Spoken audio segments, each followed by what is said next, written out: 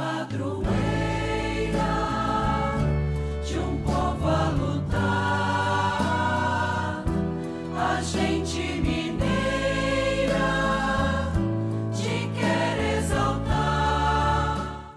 Amado irmão, amada irmã, saúde e paz. Abençoado domingo, nesta experiência bonita e especial de proclamar a palavra, como aqui agora fazemos ao redor da amada Mãe Maria, discípula exemplar, exemplar sobretudo por escutar amorosamente a palavra santa de Deus. Lembro, hoje, 8 de setembro, celebramos o aniversário de nascimento da Mãe de Deus. Ela é sempre uma escola de inspiração para todos nós no seguimento de Jesus. Meu irmão, minha irmã, é sempre grande o desafio de sabermos o rumo certo da vida e de nossas coisas. Quando erramos, pagamos alto preço. É uma preciosidade o que tiramos das conferências de São João Cassiano Abade, quando ele recomenda: agora devemos falar das renúncias, que são 3, segundo a tradição dos pais e a autoridade da Sagrada Escritura, e que devemos praticar com grande empenho. Pela primeira, desprezamos todas as riquezas e bens materiais do mundo. Pela segunda, repelimos os hábitos passados, vícios e paixões do espírito e da carne. A terceira consiste em afastar a nossa alma de todas as coisas presentes e visíveis para contemplar e desejar unicamente os bens futuros e invisíveis. E essas 3 renúncias devem ser praticadas simultaneamente, como lemos que o Senhor ordenou a Abraão: sai da tua terra e da tua parentela e da casa de teu pai. Disse primeiramente da tua terra, isto é, renuncia aos bens deste mundo e às riquezas terrenas. Em segundo lugar, da tua parentela, é a renúncia ao modo de viver, aos costumes e vícios do passado, que desde o nascimento estão ligados a nós como parentes e consanguíneos. Em terceiro lugar, da casa de teu pai, isto é, afasta o olhar de toda lembrança deste mundo que temos diante dos olhos, e saindo em espírito dessa habitação temporal e visível, dirijamos os olhos e a mente para aquela morada em que habitaremos para sempre. Naquele tempo, grandes multidões acompanhavam Jesus. Voltando-se, ele lhes disse: se alguém vem a mim, mas não se desapega de seu pai, sua mãe, sua mulher e seus filhos, seus irmãos e suas irmãs e até da própria vida, não pode ser meu discípulo. Quem não carrega sua cruz e não caminha atrás de mim, não pode ser meu discípulo. Com efeito, qual de vós, querendo construir uma torre, não se senta primeiro e calcula os gastos, para ver se tem o suficiente para terminar? Caso contrário, ele vai lançar o alicerce e não será capaz de acabar.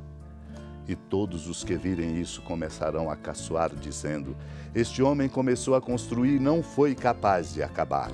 Ou ainda, qual rei que ao sair para guerrear com outro não se senta primeiro e examina bem se com 10.000 homens poderá enfrentar o outro que marcha contra ele com 20.000? Se ele vê que não pode, enquanto o outro rei ainda está longe, envia mensageiros para negociar as condições de paz. Do mesmo modo, portanto, qualquer um de vós, se não renunciar a tudo que tem, não pode ser meu discípulo. Amado irmão, amada irmã, o nosso discipulado é o que conta. Conta porque a nossa vida será qualificada e se desabrochará com frutos abundantes na medida em que nos tornarmos discípulos e discípulas dele, Cristo Jesus. É por isso que ele diz a nós: se alguém vem a mim, mas não desapega de seu pai, de sua mãe, filhos, mulher, irmãos e irmãs e até da própria vida, não pode ser meu discípulo. Esse desafio é posto, portanto, para que nós nos tornemos capazes de colocar Cristo em primeiro lugar.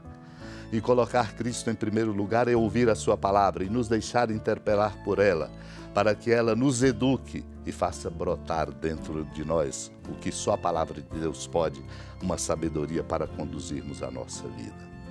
A condução da vida, que é, portanto, como o Senhor diz, carregar a sua cruz e caminhar atrás dele para ser de verdade seu discípulo.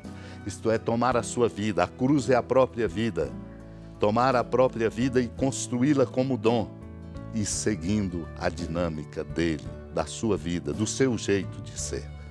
Não tem outro caminho.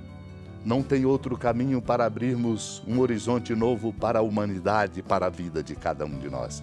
É por isso que nós, como igreja, temos a grande tarefa, primeira e importante, de proclamar a palavra. Porque é preciso ter uma sabedoria, como ele mesmo diz, para aquele que, querendo construir uma torre, deve primeiro se sentar, calcular gastos, se tem ou não o suficiente, para não lançar os alicerces e depois não ter condições de terminar e ser caçoado, dizendo: este homem começou a construir e não foi capaz de acabar. Lembra do rei que sai para guerrear com 10.000, mas vai enfrentar um que vem com 20. É preciso ter a sabedoria de, portanto, enviar mensageiros para negociar a paz a fim de não ser derrotado. O Senhor nos chama, portanto, a compreender que qualquer um de nós, se não renunciar a tudo que tem, não pode ser discípulo dele. Coloquemo-nos sempre na condição de aprendizes. Válida é a indicação encontrada no sermão sobre as bem-aventuranças de São Leão Magno. Reconhece, ó cristão, a dignidade de tua sabedoria e entende de que modo engenhoso foste chamado ao prêmio. A misericórdia te quer misericordioso, a justiça justo, para que em sua criatura transpareça o Criador e no espelho do coração do homem refugie a imagem de Deus expressa pelas linhas da imitação. Firme é a fé dos que assim agem. Tenho o desejo, portanto, de seguir os passos do Senhor. Unidos à amada Mãe Maria, supliquemos a graça deste seguimento para que a nossa vida seja abençoada e se torne fonte de sabedoria e tornemo-nos, por isso mesmo, seguindo a Cristo, instrumentos do amor, ajudando o mundo a encontrar o caminho da justiça e da paz, enquanto caminhamos para o reino definitivo. Supliquemos.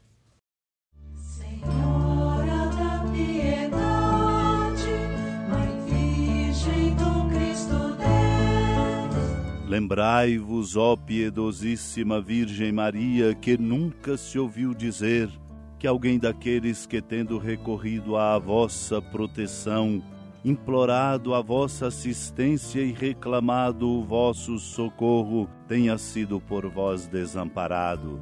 Animado com igual confiança, a vós recorro, ó Virgem das Virgens, e gemendo sob o peso dos meus pecados, me prostro a vossos pés.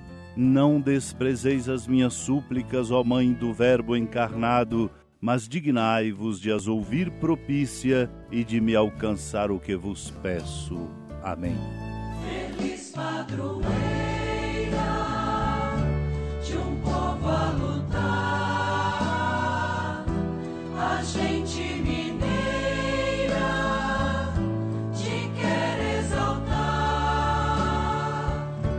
não só lá na serra, tu és esplendor